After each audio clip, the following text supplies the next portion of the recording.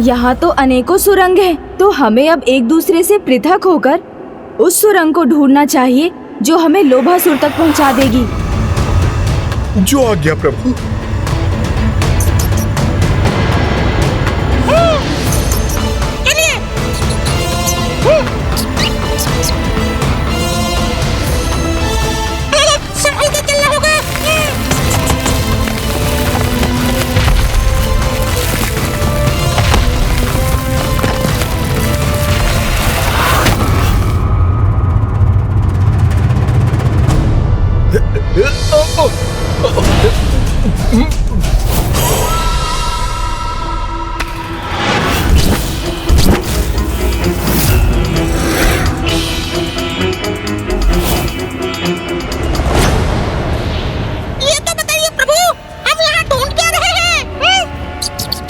वैसा ही एक संदूक मूषक जी, जैसा हमारे यहाँ लौटने पर आपने भैया के हाथ में देखा था।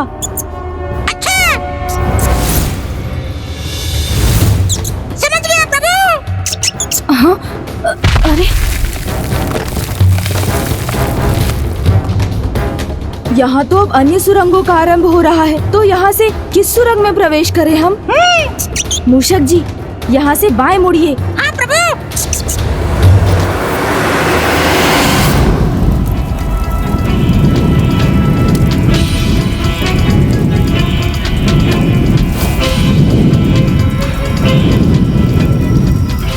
इस सुरंग के अंत पर तो पहुंच गया मैं। अब यहाँ से किस दिशा में जाऊं? कदाचित मेरा इस अग्नि के विपरीत दिशा में ही जाना उचित होगा। यह अग्नि प्रवाह मेरी बाईं ओर से आ रहा है, तो मुझे दाएं जाना चाहिए।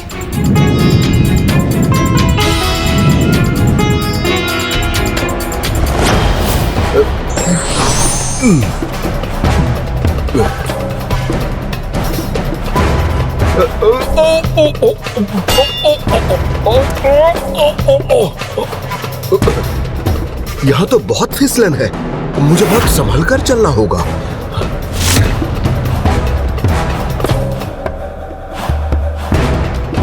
एक सुरंग का अंत होता नहीं कि कई सुरंगें सामने आ जाती हैं।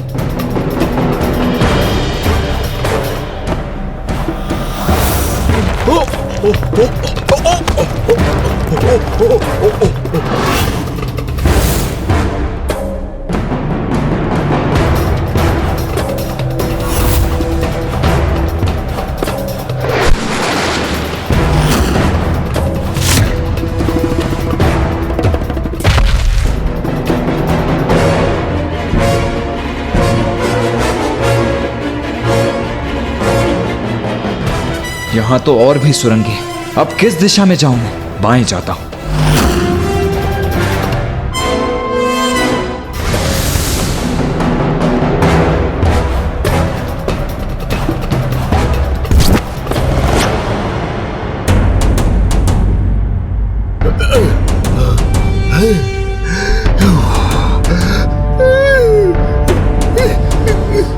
एक सुरंग का अंत हुआ तो दो सुरंगों के आरंभ में पहुंच गया मैं। यहाँ ऐसी और कितनी सारी सुरंगें हैं। कब तक मुझे दाएं बाएं करना होगा। चलो अब बाएं ही मुड़ जाता हूं मैं।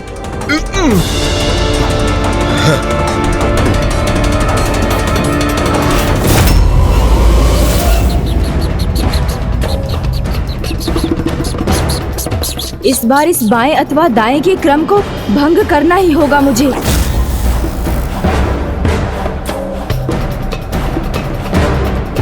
बस अब बहुत हुआ। अब ना मैं दाएं जाऊंगा ना बाएं।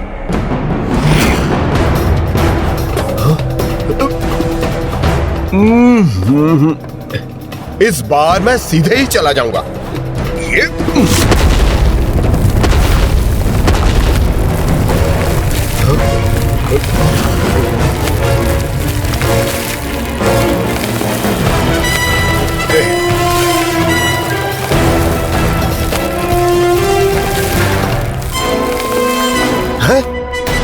कुबेर जी आप? कार्तिकेय जी आप?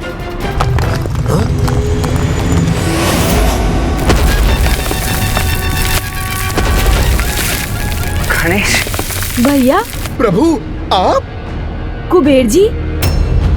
हम तो अपने आरंभ के स्थान पर ही पुनः पहुंच गए, अर्थात इतने अधिक समय के श्रम का कोई अर्थ नहीं हुआ। प्रभु, कदाचित इस बार उस लोभासुर ने हमें बहुत ही कठिन पहेली दे दी है।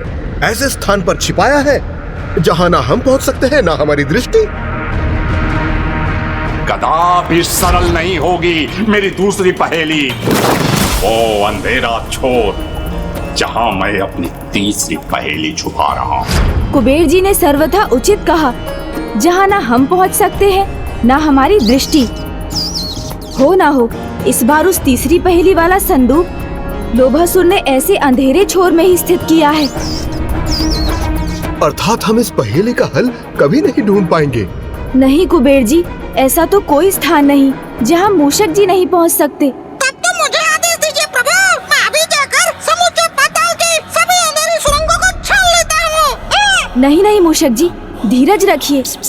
आपको स्वयं कहीं जाने की कोई आवश्यकता नहीं।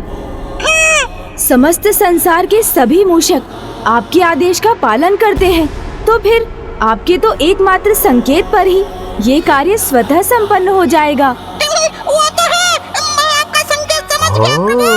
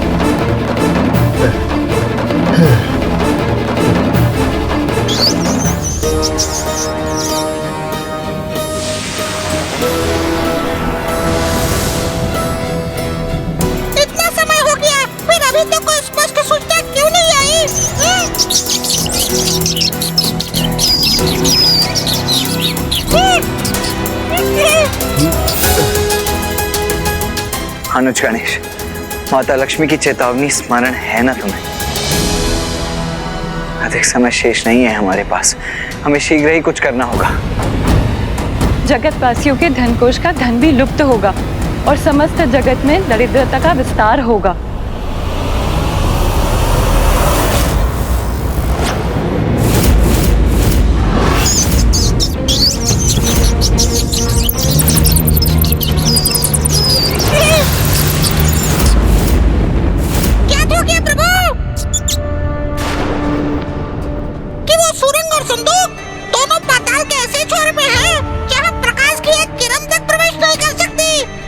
तो फिर विलंब किस बात का मूषक जी, चलिए हम वहाँ जाकर प्रकाश का संचार कर देते हैं। जी प्रभु। हाँ।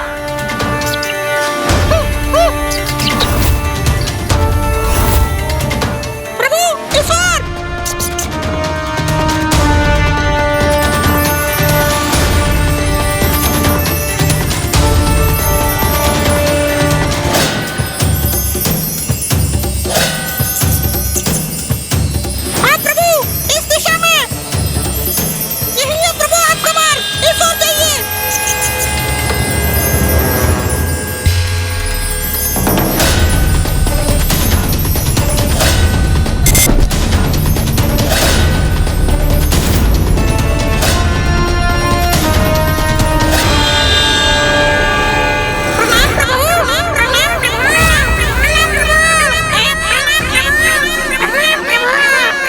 आप सभी की सहायता के लिए आप सभी का धन्यवाद। अब मैं इस पहेली को अवश्य सुलझा सकूंगा।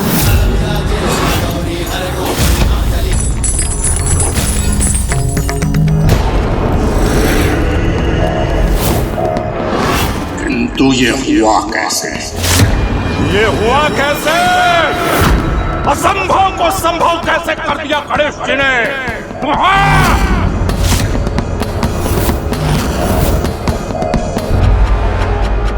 अनुज गणेश, चलिए।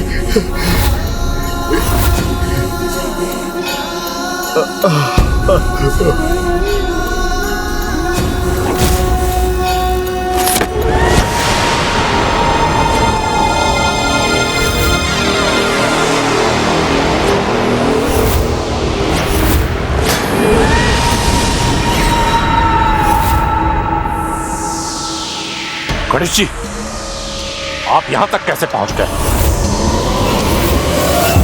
लोभासुर, बुराई का अंधकार संसार के किसी भी कोने में क्यों ना हो, अच्छाई का प्रकाश वहां पहुंचने का मार्ग ढूंढ ही लेता है।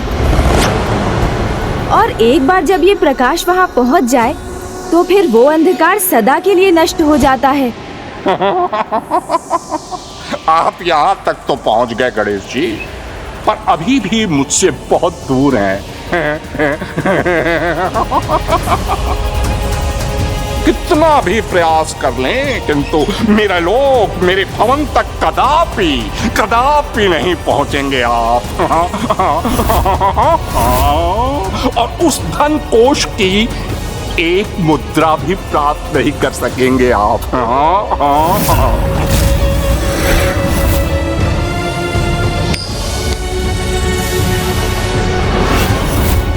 क्योंकि मेरी अंतिम पहेली तो अत्यंत जटिल है और उसका हल ढूंढ पाना सर्वथा असंभव है।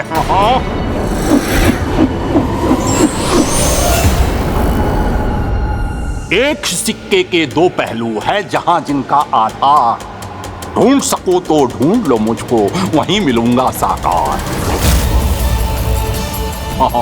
वहीं मिलूंगा साकार।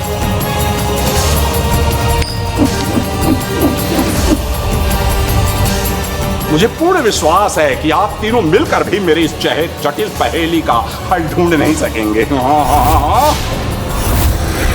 और ना ही मुझसे वो रत्न, वो धन प्राप्त कर सकेंगे, यहां तक कि एक मुद्रा भी नहीं।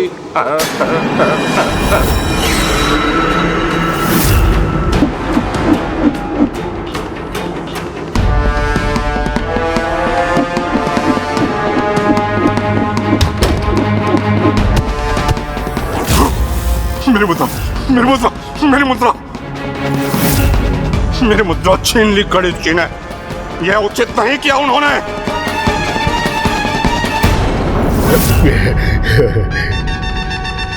जिस प्रकार ये मुद्रा मेरे हाथ में है, उसी प्रकार शीघ्र वो रत्न और धन भी लोभासुर से अवश्य प्राप्त करूंगा मैं।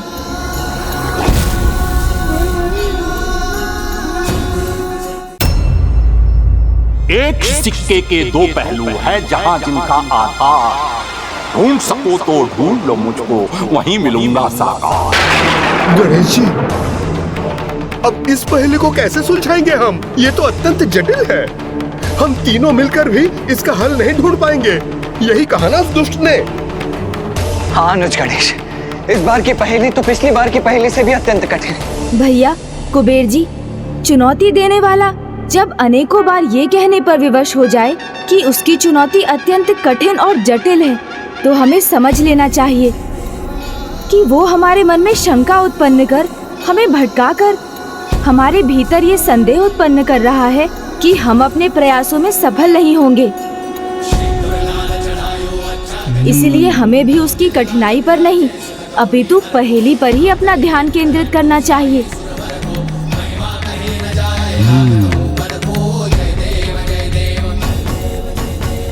एक ही सिक्के के दो पहलू।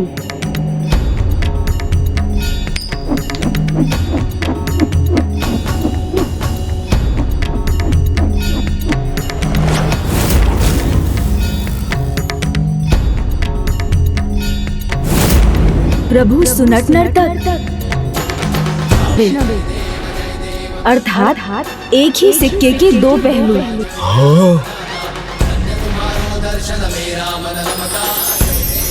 उचित है, सर्वथा उचित है। शिवाय विष्णु रूपाय।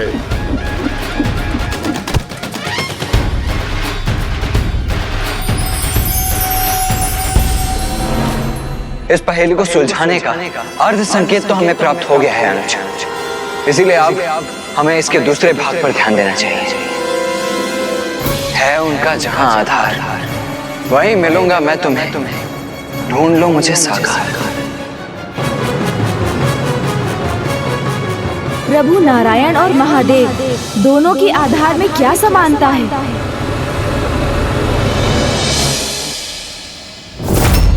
नाग। हाँ हाँ हाँ प्रभु, नारायण शेषनाग के सैया पे स्थित है, तो नागराज वासुकी प्रभु महादेव के आभूषण है।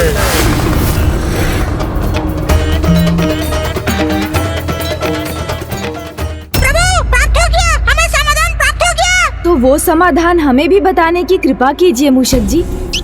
आप तो दुविधा में पड़ गए मूषक जी, किंतु वास्तव में तो ये अत्यंत सरल है। इस पहेली में एक ही सिक्के के दो पहलू, तो नारायण और महादेव हैं।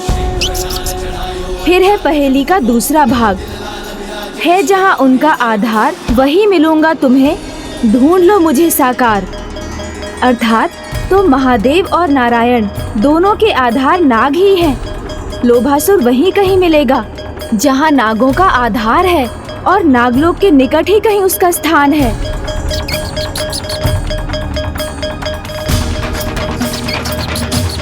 गणेश जी, इस पहेली के भेद को समझकर हम इस नागलोक में आ तो गए हैं, किंतु इतने विशाल नागलोक में उस दुष्ट लोभासुर के स्थान को ढूंढना इतना सरल नहीं होगा। और हमारे पास अधिक समय भी तो नहीं है, क्योंकि लुप्त हुए धन कोष के कारण संसार में धन का अभाव है और दरिद्रता का विस्तार हो रहा है, एवं अभाव सर्वत्र अपराध को जन्म देगा।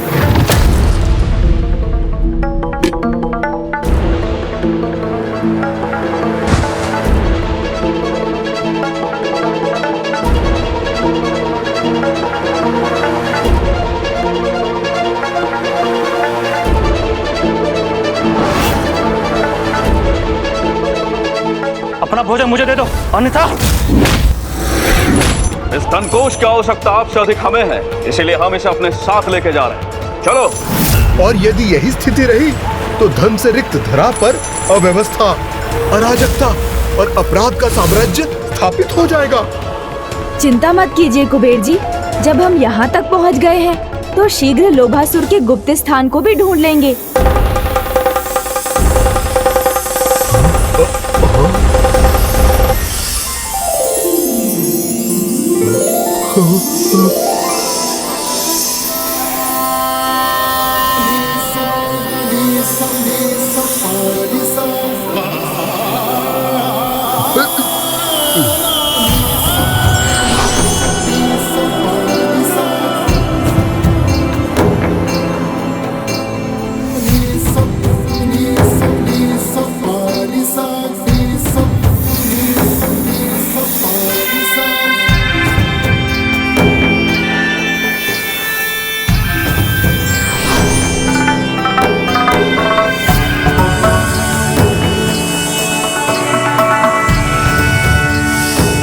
प्रणाम प्रथम पूज्य गणेश जी। प्रणाम शेषनाग जी। कुमार कार्तिकेय जी, आप सभी का यहाँ नागलोक में हार्दिक स्वागत है। हे लंबोदर, आपका यहाँ आगमन जगत कल्याण के किसी अत्यंत महत्वपूर्ण कार्य करने के लिए हुआ है, जिसे शीघ्र संपन्न करना अनिवार्य है। हाँ शेषनाग जी, हम यहाँ लोभासुर का स्थान ज्ञात करने आए हैं,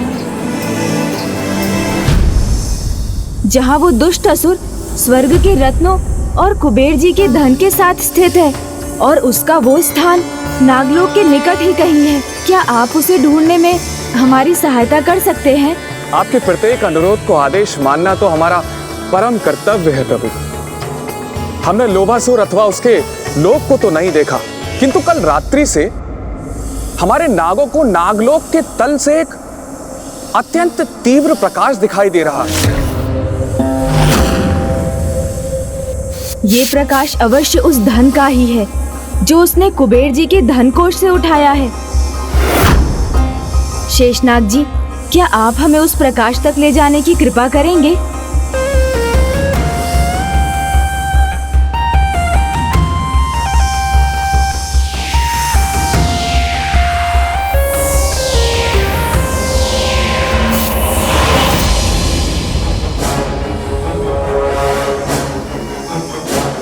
मैंने उचित ही समझा था, ये उजाला तो उस धन का ही है, इसलिए लोभासुर का स्थान और कहीं नहीं, नागलोक के नीचे ही स्थित है। तो फिर अब विलंब कैसा अनुज? चलो शीघ्र अतिशीघ्र उस दुष्ट के पास पहुंचकर देवताओं के सभी रत्नों के साथ साथ कुबेर जी का धन कोष भी प्राप्त कर लेते हैं। नहीं भैया, ऐसे नहीं। वहाँ जाने के पूर्व हमें अपनी योजना निर्धारित करनी होगी, अन्यथा वो दुष्ट लोभासुर पुनः कोई कपट कर सकता है।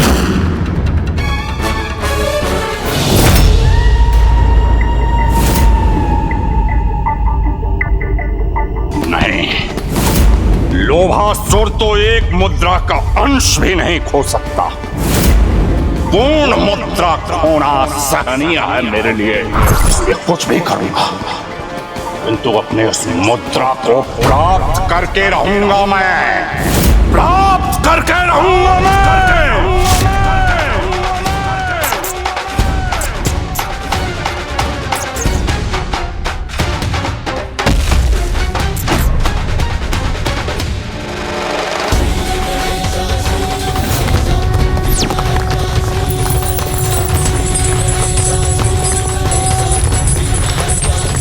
ये भूकंप कैसे उत्पन्न हुआ?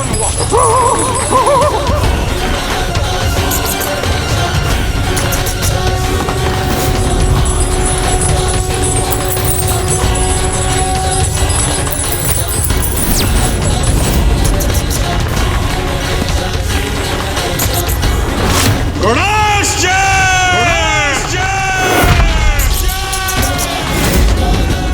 आओ लोभासुर, बाहर आओ। क्या हुआ लोभासुर? क्या इतना भी साहस नहीं जुटा पा रहे हो तुम कि बाहर आकर तुम मेरा स्वागत कर सको?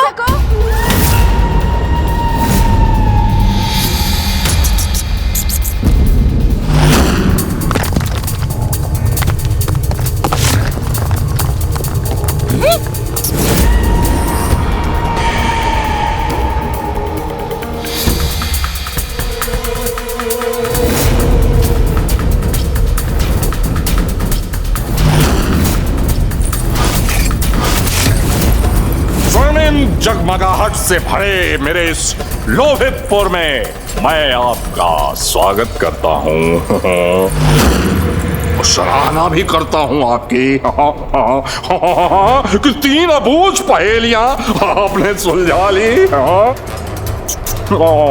मुझसे भूल हुई, आपकी चतुराई का मैं अनुमान नहीं लगा सका, किंतु मेरा विश्वास कर भूल तो आप भी कर रहे हैं गणेश जी। मुझसे वो रत्न और ये धन प्राप्त करने यहाँ तक पहुँच गए जो मैं आपको कदापि नहीं दूंगा।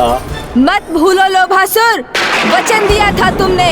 तुम्हारी पहेलियों को सुलझाकर तुम तक पहुँचने पर समस्त धन, रत्न, माता कामधेनु, दिव्य वृक्ष, कल्प वृक्ष और अश्व उच्च श्रवा को लौटाने का वचन। हाँ, स्मरण है मुझे, दिया था, वचन दिया था। पर ऐसे वचन का क्या मोह? किंतु वो अमूल्य रत्न और धन से वंचित रहकर उनके अभाव को कैसे स्वीकार कर सकता हूँ गणेश जी? नहीं नहीं गणेश जी, नहीं, ऐसी मूर्खता तो कदापि नहीं करेगा लोभासुर।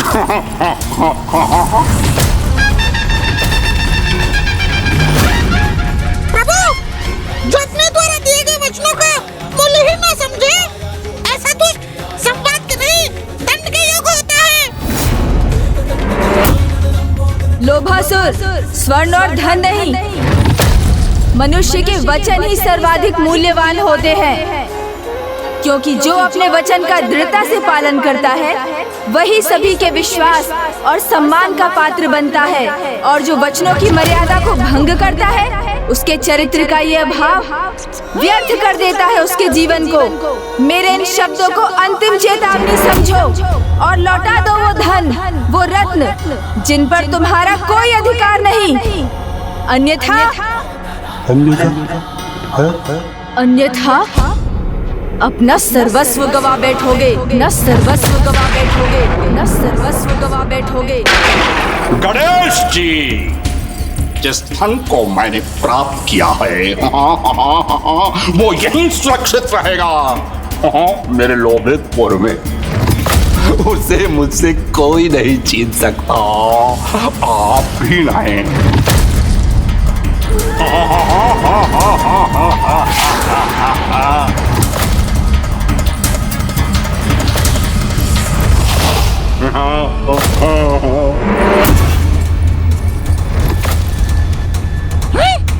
और ऐसा करने से लोभासुर रोकेगा आपको।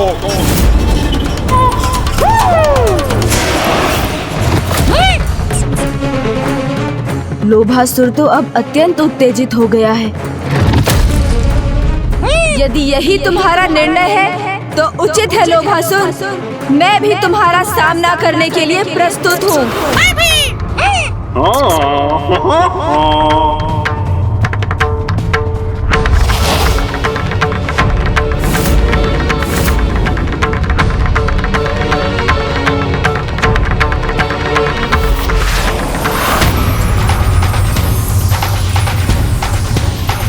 यह कैसा प्रकाश है?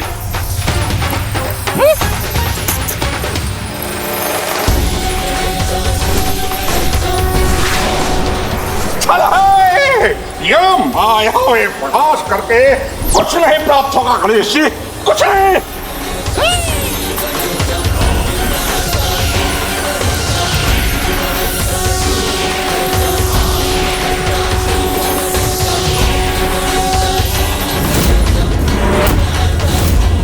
देखिए गणेश जी, मेरी दृष्टि को बाधित नहीं कर सका आपका यह प्रकाश। इसे उत्पन्न कर मुझे भयभीत करने के प्रयोजन में विफल हो गया।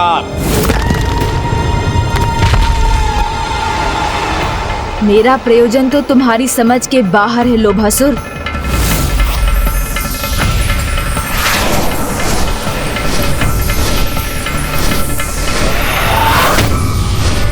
इस तीव्र तेज प्रकाश द्वारा क्षण भर के लिए तुम्हें नेत्रहीन कर भैया के भीतर जाने का मार्ग प्रशस्त करना, यही तो मेरी योजना थी दुष्ट, जिसे सफल करने के लिए बस कुछ समय और तुम्हारी इस उत्तेजना का लाभ उठाकर तुम्हें यहीं स्थिर रखना है मुझे। अच्छा, तो अपने दिव्य अस्त्रों का प्रयोग कर मुझे आतंकित करना चाहते हैं आप? तो मेरा ये मायावी अस्त्र आपके अस्त्रों को प्रयोग करने का अवसर ही नहीं देगा। इसके पूर्व कि आप मुझ पर वार करें, मेरा ये मायावी फांस आपको बंदी बना लेगा।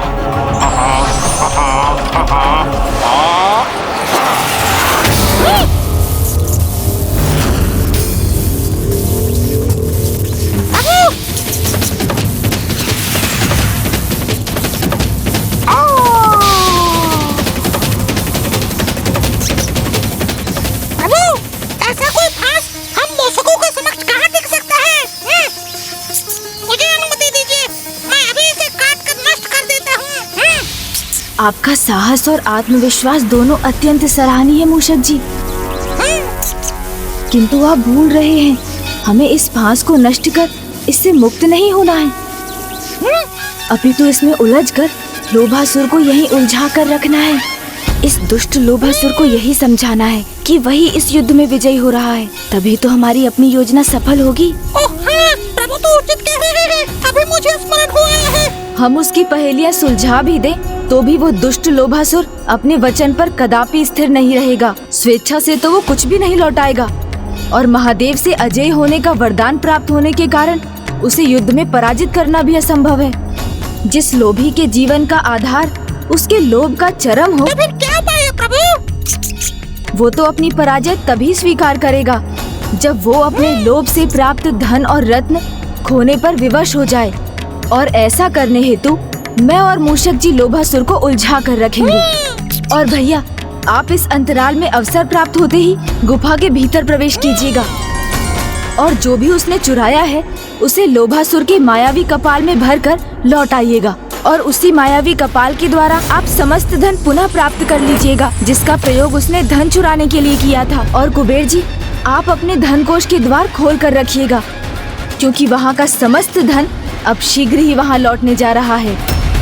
क्योंकि मुझे पूर्ण विश्वास है कि मैं और मूषक जी उस लोभासुर को उलझा कर रखने में अवश्य सफल होंगे, जो हमारी योजना का आधार है।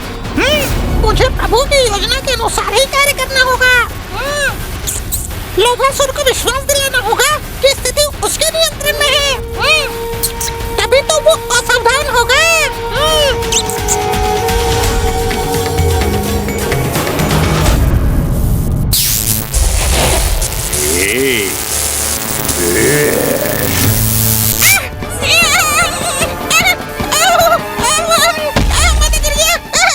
ये लोभासुर की फांस है मूषक, किसी आखेटक का जाल नहीं है। हाँ प्रभु, यदि इसे मैं नहीं काट सका तो फिर इसे काटना तो असंभव ही है। उचित कहा तुमने। मेरे मायावी फांस का कोई काट नहीं है, कोई पंडित इसे खंडित नहीं कर सकता। अभी तो मेरी ये सफलता का आरंभ है गणेश जी। देखिए ना, आप मुझे अपने फांस के वार से बंदी भी नहीं बना सके, किंतु मैंने आपको बंदी बना लिया गणेश जी। और क्षमा करिएगा गणेश जी, आप इस अवस्था में तब तक रहेंगे जब तक हमारे महानायक भंडासुर जी की तपस्या संपूर्ण नहीं हो जाती। नमः शिवाय, नमः शिवाय, ओम नमः शिवाय, नमः शिवाय। और गणेश जी, आपका उनकी तपस्या से दूर रहना ही उचित है, नहीं तो आप विघ्न करता गणेश जी उनकी तपस्या में विघ्न न उत्पन्न कर दें। मेरे मन में क्या विचार है ये तो तुम्हें शीघ्र ज्ञात हो जाएगा दुष्ट लोभासुर।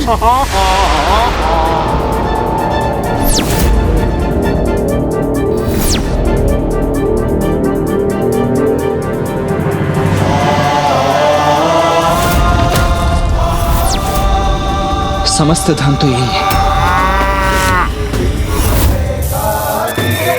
और माता कामधेनु, कल्प वृक्ष और उच्च श्रेवा भी मेरे समक्ष है।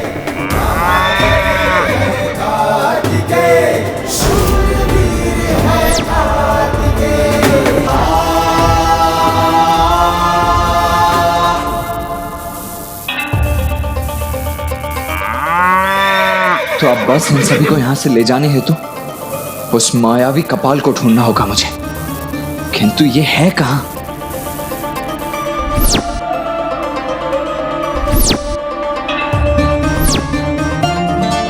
किंतु कहां है वो कपाल?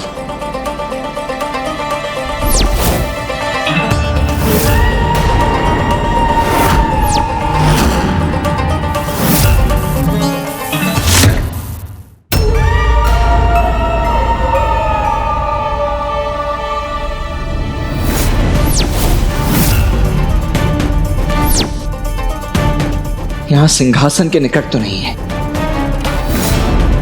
शस्त्रागार, हाँ, वहां ही हो सकता है।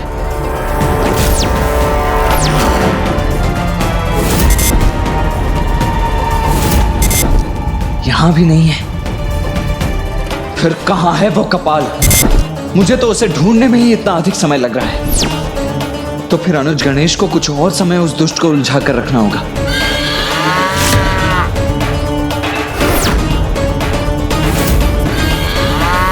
नहीं, आप सभी कोई ध्वनि उत्पन्न मत कीजिए। मैं आप लोगों को यहाँ से मुक्त कराने ही आया हूँ।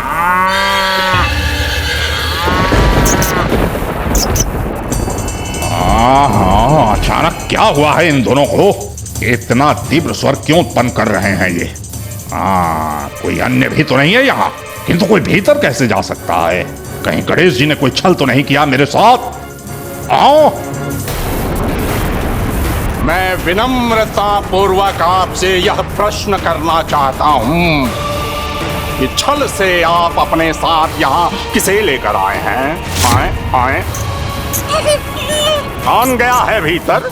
अच्छाई और कौन?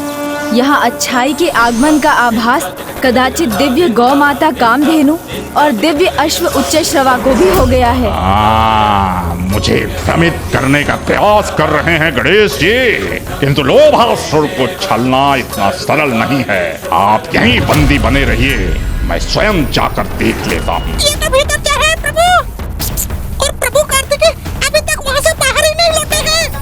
कुछ कीजिए प्रभु, इसे कुछ समय और उलझा कर रखिए ना। मिल गया उपाय। मिल गया।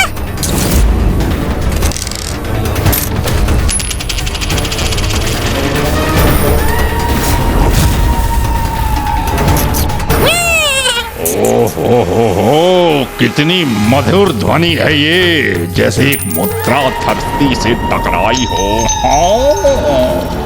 कदाचित ये वही मुद्रा है जिसे मैंने खोया था। जब ये मेरे समक्ष है तो इसे तो शीघ्र प्राप्त करना चाहिए मुझे।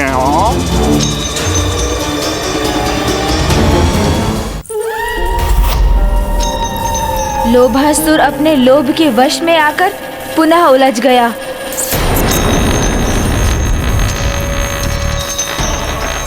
तुम्हें छोड़ूंगा रे मैं।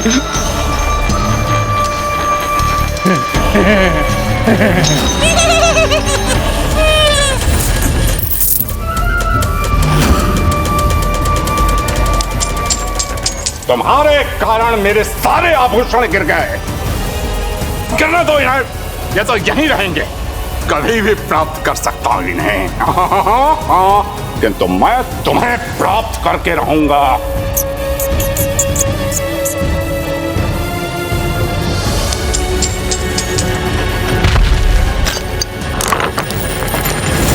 अब आप तीनों ही मुझे ये बताने की कृपा कीजिए कि उस दुष्ट लोभासुर ने अपने उस मायावी कपाल को कहां छिपा कर रखा है।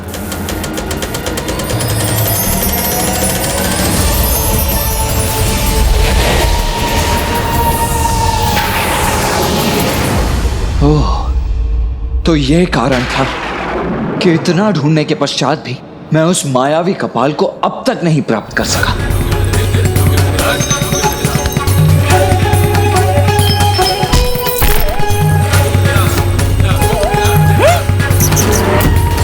वो मायावी कपाल जिसे भैया भीतर ढूंढ रहे होंगे, वो तो यहाँ है।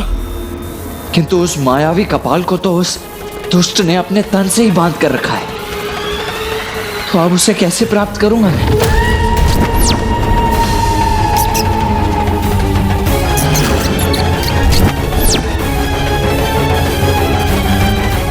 हाँ, हम जाके सीख रही है तेरी गति। छोड़ूंगा ने। हाँ।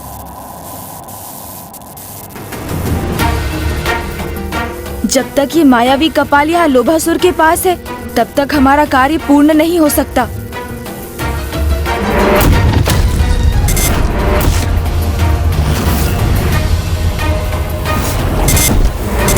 तो अब जाके ज्ञात हुआ है मुझे आपका छल। मेरा अनुमान उचित ही था। कोई अन्य भी है यहाँ।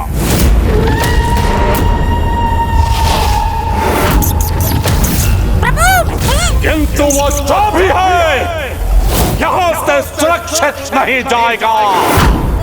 बंदी बनाऊंगा मैं उसे।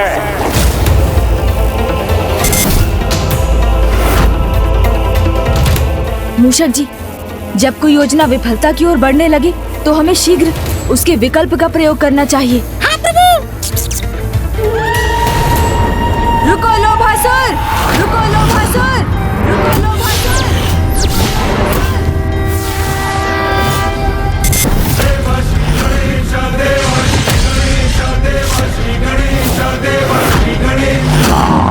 मेरे बंधन से मुक्त हो गए ये। प्रभु, मैं भी अपना आकार बड़ा कर लेता हूँ। तुमने यही कहा था ना लोभासुर कि महादेव से वरदान प्राप्त कर अजय हो गए हो तुम। तो आओ, उसका प्रमाण दो मुझे। गणेश जी, असुर हूं मैं। स्वीकार करता हूं मैं आपकी चुनौती। हाँ।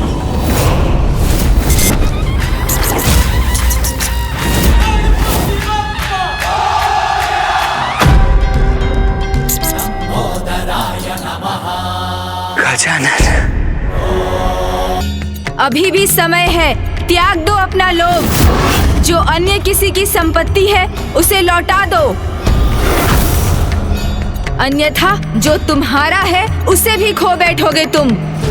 मैं लोभासुर हूँ गणेश जी।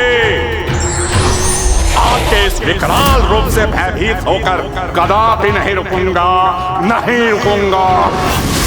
आप जिसे विकार कहते हैं वो आधार है मेरे जीवन का। मात्र प्राप्त करने के लिए उत्पन्न हुआ हूं मैं।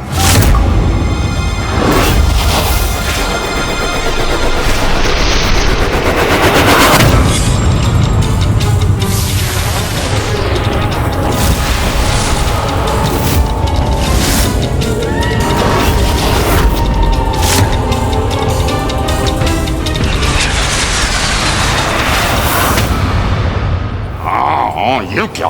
ये एक त्रिशूल 3 में कैसे परिवर्तित हो गया? हाँ।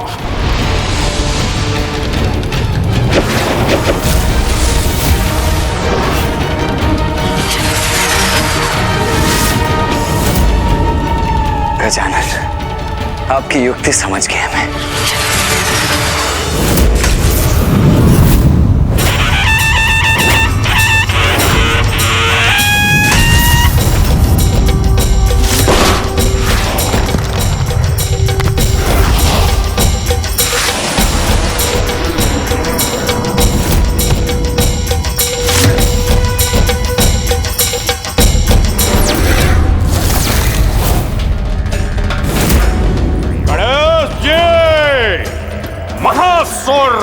लोभासुर हूं मैं।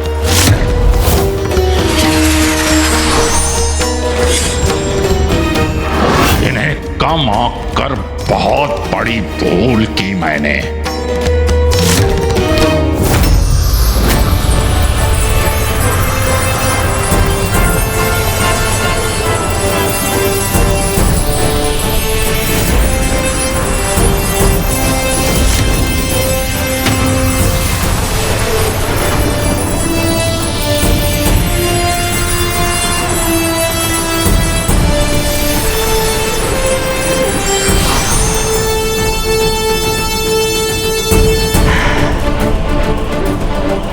वो दुष्ट लोभासुर इस धन से वंचित होना कदापि नहीं सह सकेगा।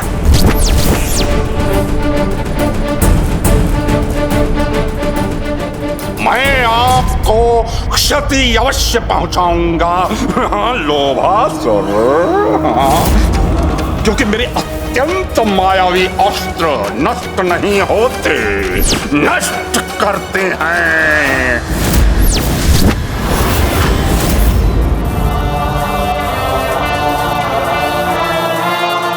अब आप सभी के अपने उचित स्थान पर लौटने का समय आ गया है।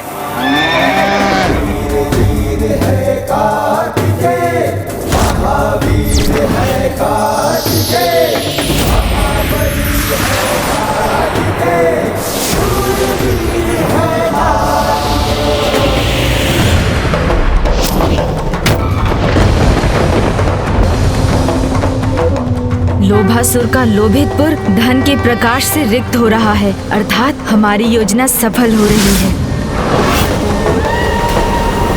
बस कुछ और पल इसे उलझा कर रखना है मुझे, क्योंकि अब शीघ्र ही भैया अपना कार्य संपन्न कर लेंगे।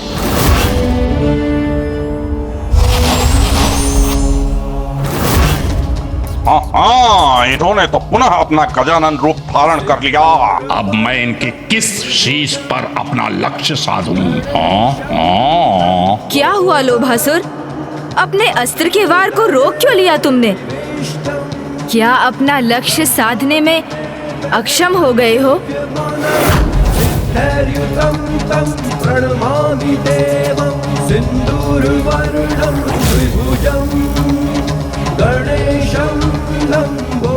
गणेश जी, मुझे आपके एक शीश पर वार करने की आवश्यकता नहीं है, क्योंकि मेरा ये प्रहार आपके सभी शीशों को क्षति पहुंचाएगा।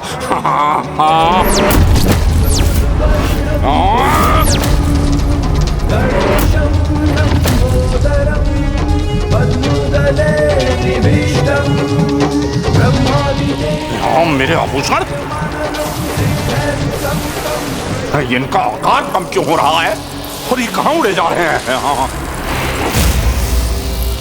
इन आभूषणों का प्रकाश कम क्यों हो रहा है? हाँ,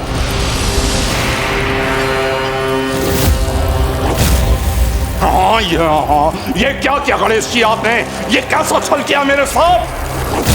नहीं नहीं नहीं नहीं नहीं नहीं नहीं नहीं, ये उचित नहीं है, ये नहीं हो सकता। नहीं, मैं इसे नहीं जाने दूंगा, मैं इसे नहीं जाने दूंगा। मैं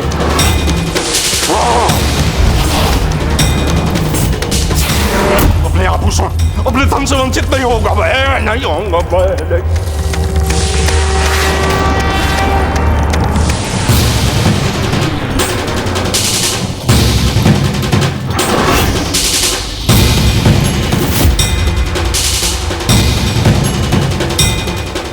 मेरा धन, मेरे स्वर्ण, कहाँ जा रहे हो मुझे छोड़ कर?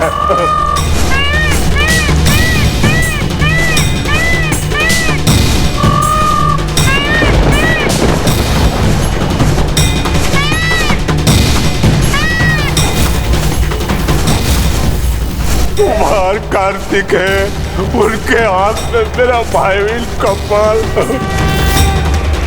उस कपाल में मेरा धन, मेरे रत्न। गणेश जी, ये छल किया है आपने, बहुत बड़ा छल किया है। जिस पर जिसका अधिकार हो उसे वो लौटाना छल नहीं, धर्म होता है लोभासुर। और गजानन ने तो तुम्हें पहले ही सचेत किया था कि जिसकी जो संपत्ति तुम्हारे पास है उसे वो लौटा दो, अन्यथा जो तुम्हारा है उसे भी खो दोगे तुम। किंतु तुम नहीं माने।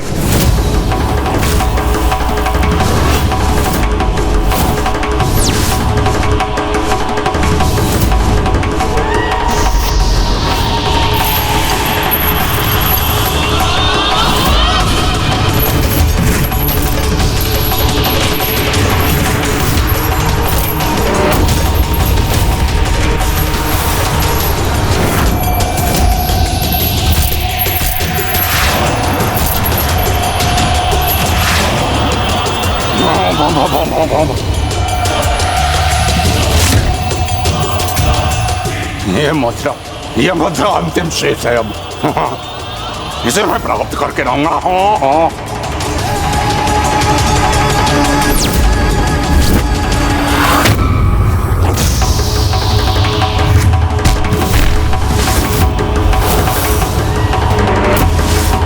अब इन्हें इनके उचित स्थान तक पहुंचाने का समय आ गया है।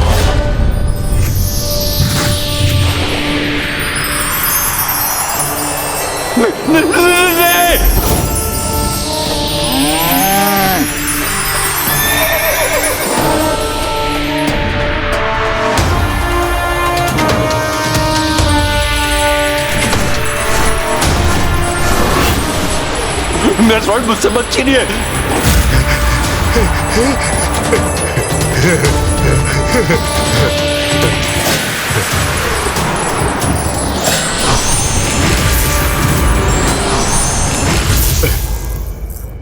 आपने जो वचन दिया था उसे निभा दिया गजानन गणेश जी। आपको और देव सेनापति कुमार कार्तिकेय को मेरे ऊपर इस उपकार के लिए कोटि कोटि धन्यवाद प्रभु।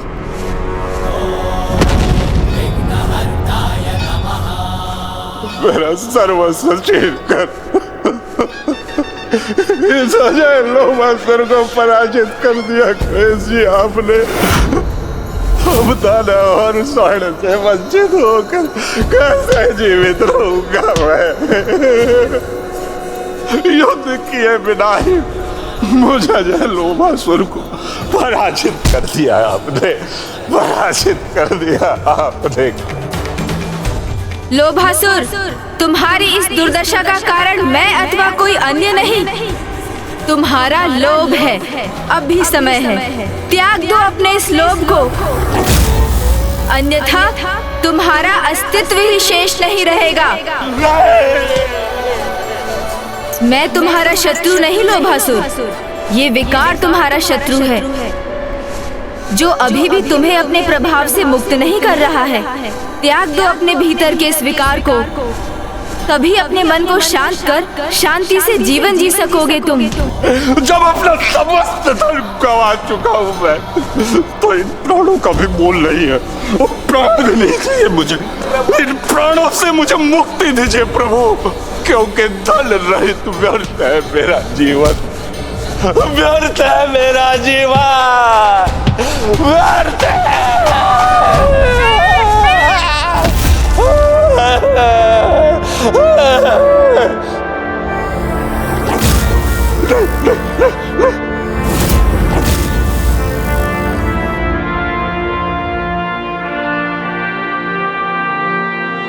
देव सेनापति, आपने सब कुछ तो छीन लिया मेरा, अब क्या चाहते हैं मुझसे? अब क्या शेष है मेरे पास?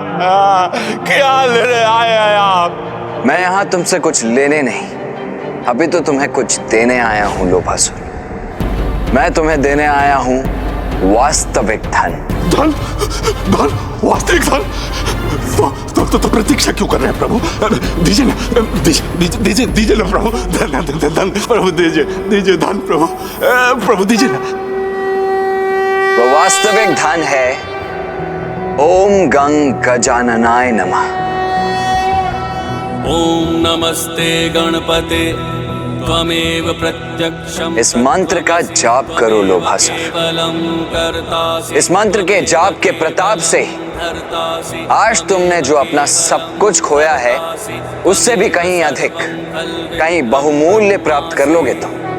ओम गंग गजाननाय नमः। ओम गंग गजाननाय नमः। ओम गजाननाय नमः। देवा श्री गणेश, देवा श्री गणेश, देवा ओम गण गजाननाय नमः।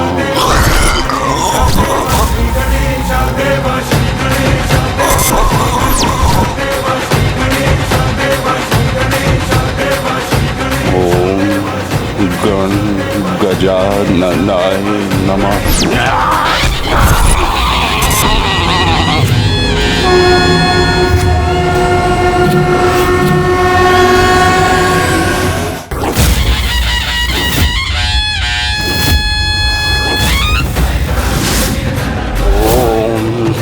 गण गजाननाय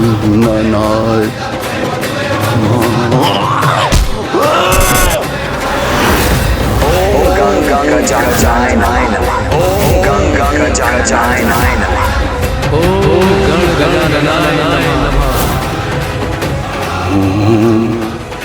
ओम गण गजाननाय नमः। गण गजाननाय नमः।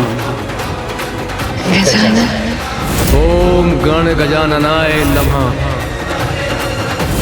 ओम गण गजाननाय नमः।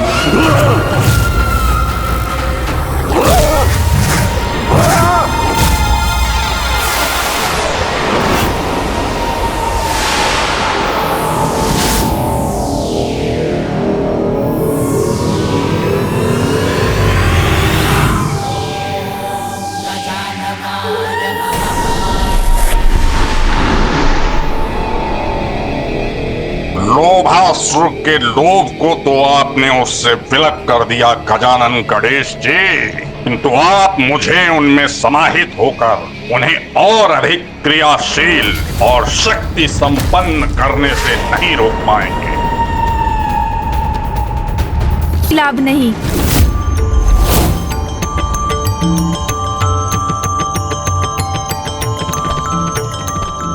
गणेश जी, अब धन के भूख से मुक्ति प्राप्त हुई है, तो वास्तव में अपार भूख का आभास हुआ है मुझे। ये भोजन तुम्हारे ही लिए है, इसे ग्रहण करो लोभासुर।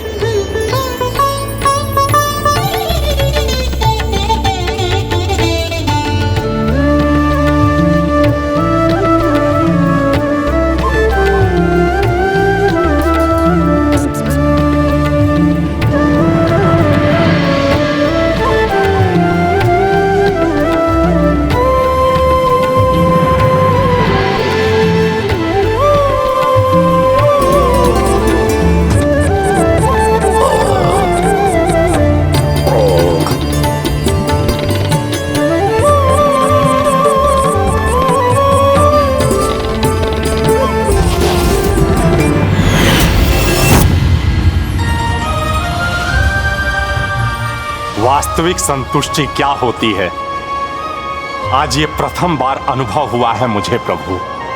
और आपकी कृपा से मैं ये भी समझने में सफल हुआ हूं कि लोभ ही नहीं, संतोष ही जीवन का आधार होना चाहिए।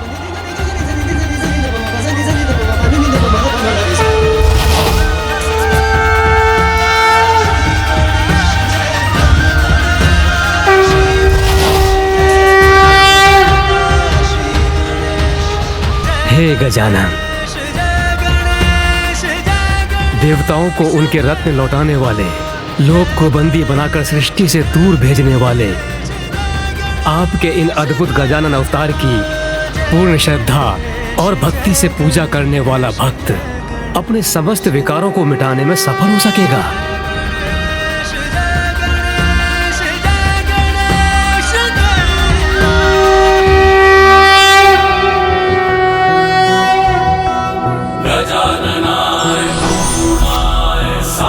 रूपमयायते विदेहेन च सर्वत्र संस्थिताय नमो नमः भक्तिभावेन तोषितः।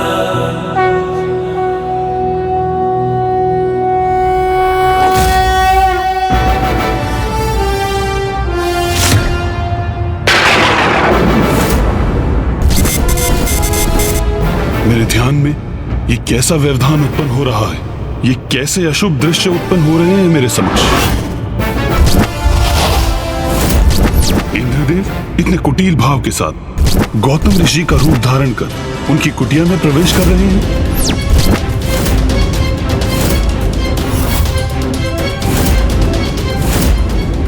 स्वर्ग की अप्सरा देवी मेनका ऋषि विश्वामित्र के ध्यान में बाधा डाल रही है।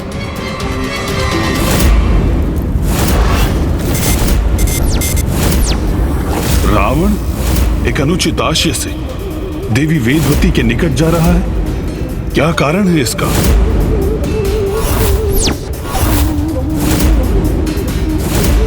कामासुर, कामासुर,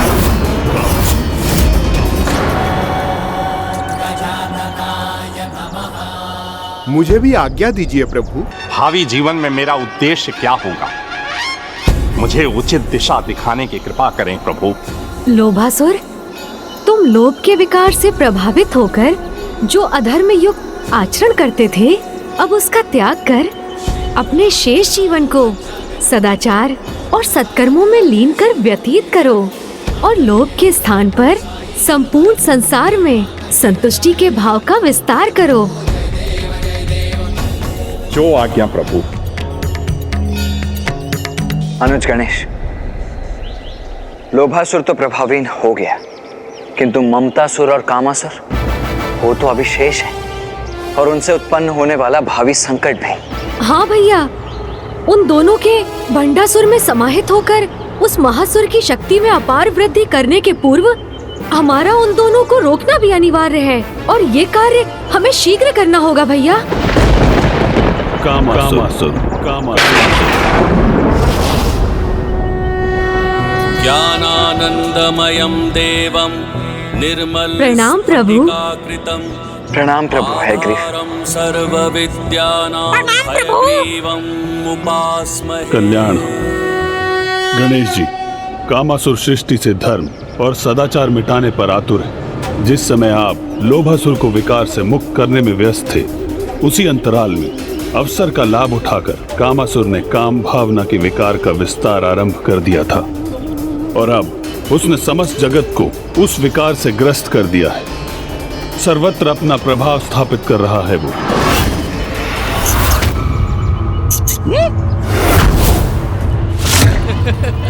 अति उत्तम।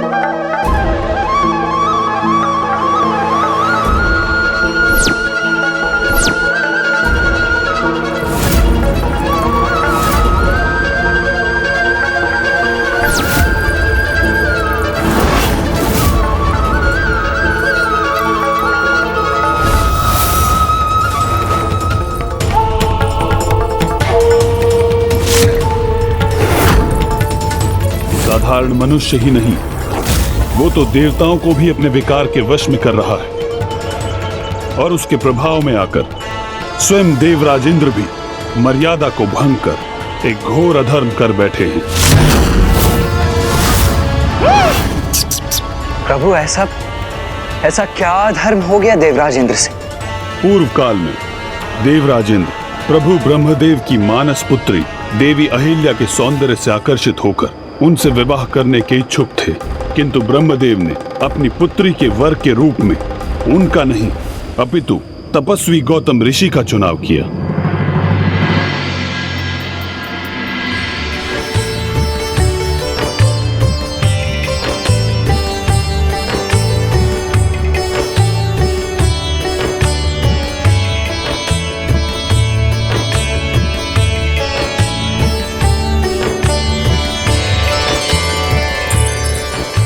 जब देवराज इंद्र कहीं प्रस्थान करते समय गौतम ऋषि के आश्रम के निकट पहुंचे, तब कामासुर को उनके मन में देवी अहिल्या के प्रति आकर्षण का आभास हुआ, जिसका लाभ उठाकर उस असुर ने देवराज को भी अपने विकार से प्रभावित कर दिया।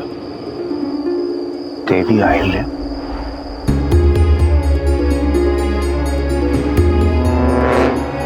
अब तो उनका विचार करना भी मर्यादा के विरुद्ध है और मर्यादा की सीमा का उल्लंघन मुझे कदापि नहीं करना चाहिए।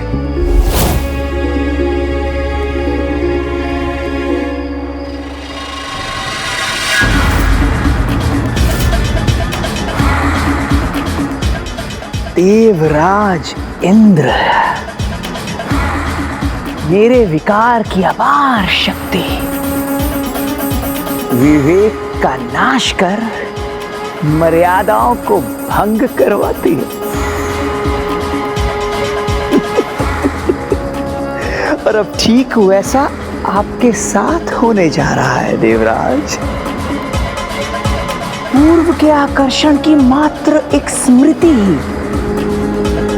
पलक झपकते ही अनियंत्रित काम भावना में परिवर्तित होने वाली है।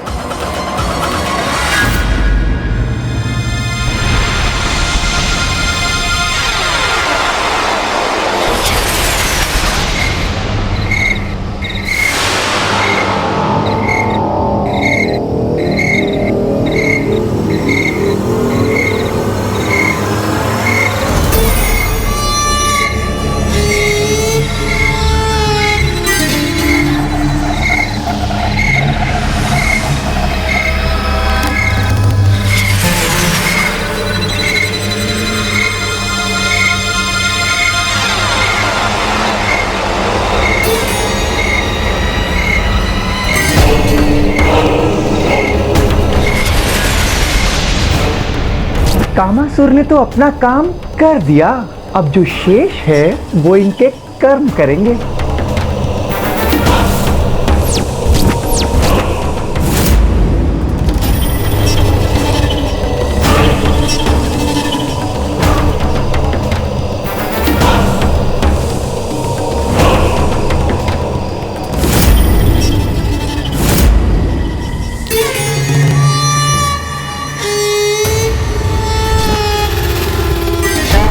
और फिर गौतम ऋषि के आश्रम के निकट पहुंचकर देवराज इंद्र ब्रह्म मुहूर्त तक गौतम ऋषि के वहां से प्रस्थान करने की प्रतीक्षा करते रहे।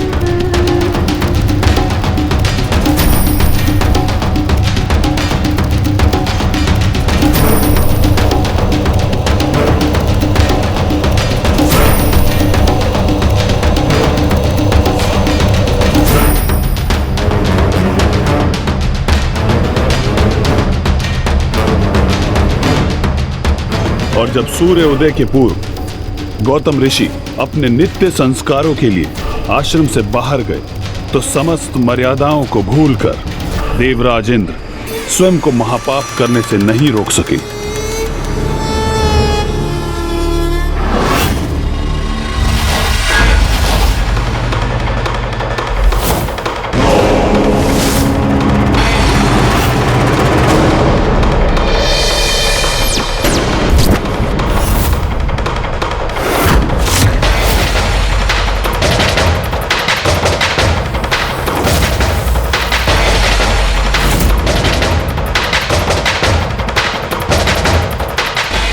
जब तक ऋषि गौतम अपनी कुटिया में लौटे तब तक बहुत विलंब हो चुका था।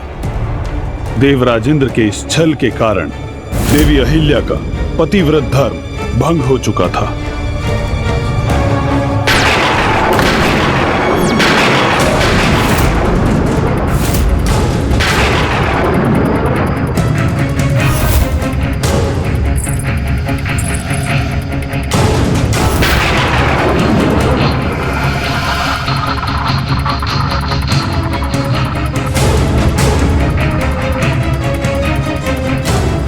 ये कैसे संभव है? इन दोनों में मेरे स्वामी कौन है? कौन हो तुम? मेरा रूप धारण करके छल से मेरी कुटिया में क्यों हो तुम? उत्तर दो, कौन हो तुम? अपना वास्तविक परिचय उजागर करो। मुझे ज्ञात तो हो कौन है वो अधर्मी, वो पापी जिसने इतना बड़ा घोर अपराध करने का दुस्साहस किया है।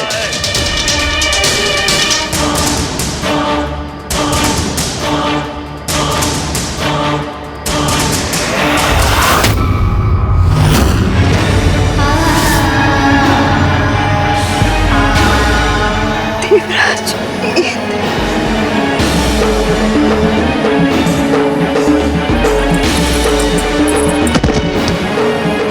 देवराज इंद्र, आपसे इतना बड़ा धर्म कैसे हो गया? मर्यादाओं का पालन करना, पराई स्त्री का सम्मान करना, छल कपट से दूर रहना, ये धर्म होता है देवताओं का। ये आप कैसे भूल गए देवराज? कैसे भूल गए देवराज? मेरा कार्य तो हो गया, अब आप भुगतिए देवराज इंद्र।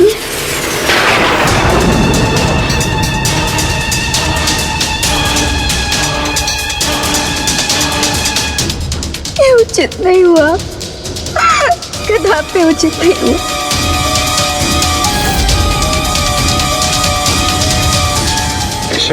देवराज, देवराज,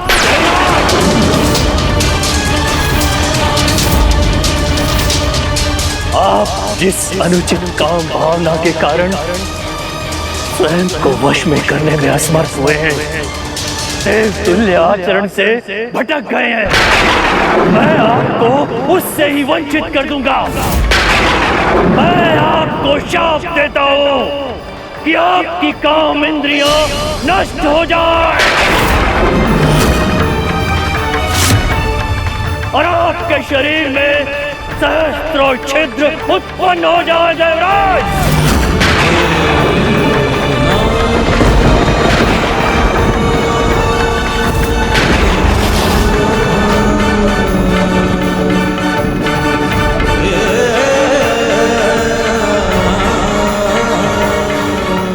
हे ऋषिवर,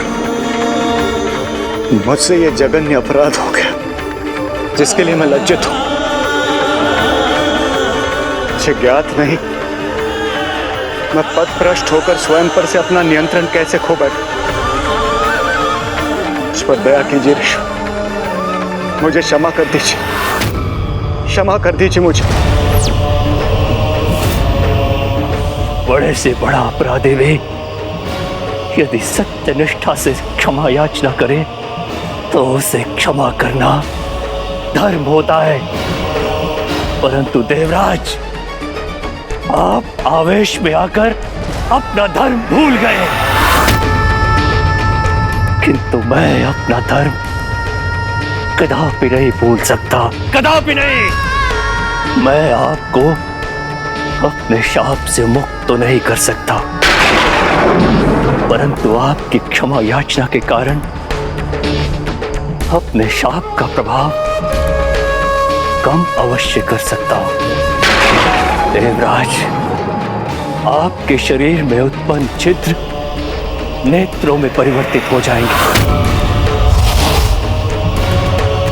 जिससे आप अच्छाई, बुराई, उचित अनुचित को स्पष्ट रूप से देख पाएंगे और आपकी कामेंद्रिय एक अज कामंद्री में परिवर्तित हो जाएगी, जो आपको सदैव आपके इस पशु आचरण का स्मरण दिलाती रहेगी देवराज।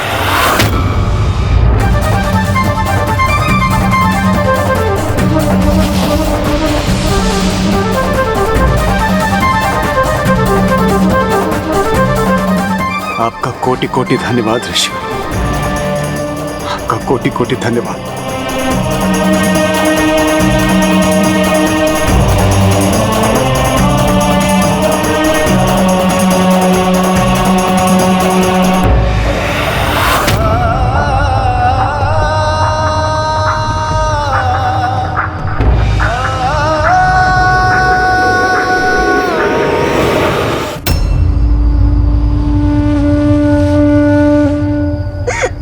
क्षमा कर दीजिए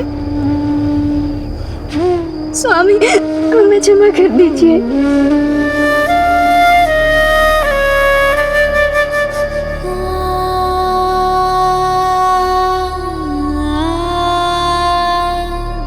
स्वामी, स्वामी, मुझे क्षमा कर दीजिए स्वामी, मुझे क्षमा कर दीजिए।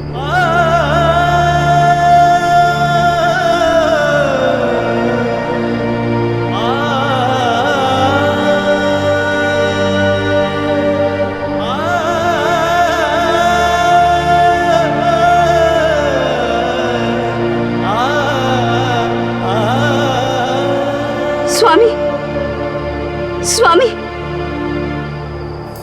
स्वामी, स्वामी रुकिए। स्वामी, स्वामी आप कहाँ जा रहे हो? स्वामी मत जाइए स्वामी, इस प्रकार मुझे छोड़ के मत जाइए स्वामी। कहाँ जा रहे हो स्वामी? मुझे क्षमा कर दीजिए स्वामी। स्वामी, मैं जानती हूँ कि मैं आपकी दोषी हूँ, पर ये दोष मुझसे अज्ञानतावश हुआ है। मुझे क्षमा कर दे स्वामी, मुझे क्षमा कर दे।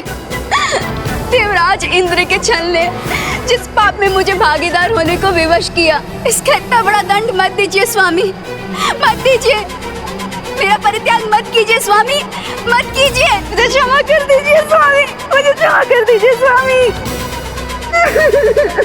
देवी, इसमें आपका भी उतना ही दोष है जितना कि देवराज इंद्र का। ये सत्य है कि देवराज इंद्र हमारा रूप धारण करके आए और आप उन्हें पहचान नहीं सकी, किंतु एक राजा के अधीरता भरे स्पर्श और एक ऋषि के शांत स्पर्श की शीतलता को आप पहचान क्यों नहीं सकी देवी? मैं तब अद्र निंद्रा में थी स्वामी। उस स्थिति में मुझसे बहुत बड़ी भूल हो गई, मुझे क्षमा कर दीजिए स्वामी। अर्ध निद्रा में जिस प्रकार एक आषाढ़ शिला की भांति आप स्पर्श के भेद को समझने में असमर्थ रही हैं, उसी प्रकार शिला के रूप में आपको अनेकों वर्षों तक तपस्या करनी होगी, तपस्या करनी होगी।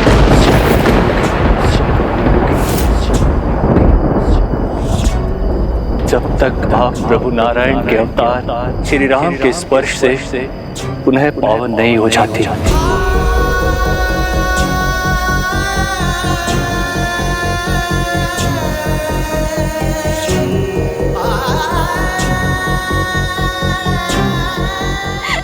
स्वामी,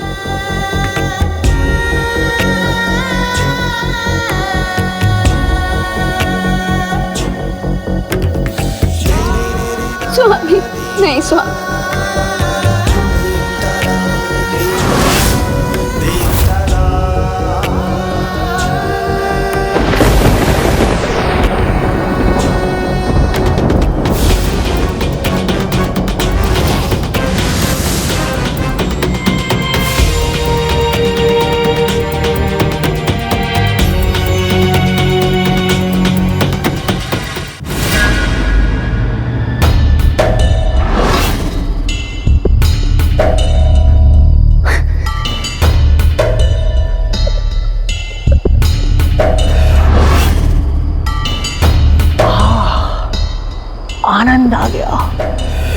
मन तृप्त हो गया ये दृश्य देखकर। कार्य मेरा और दंड भुगतना पड़ा देवी अहिल्या को।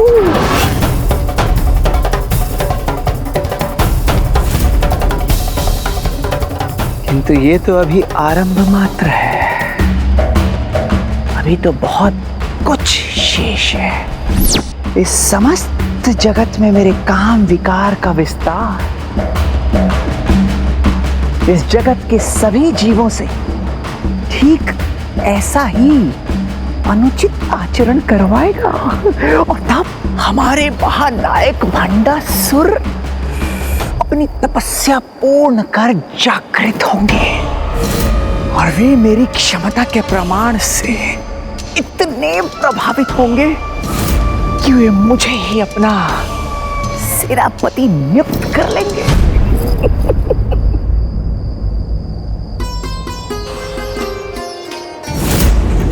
कितने दुर्भाग्य की बात है।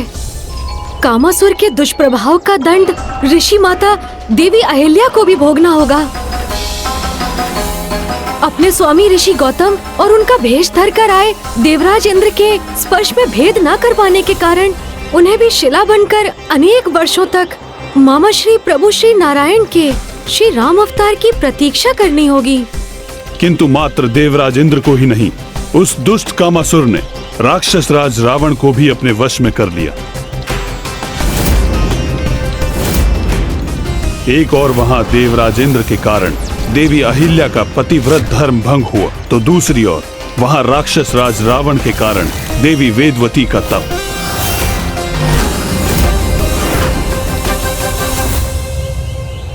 माता वेदवती की तपस्या भंग करवा दी उस दशानन ने, जो वो अनंत काल से प्रभु श्री हरि नारायण को पति रूप में प्राप्त करने के लिए कर रही थी।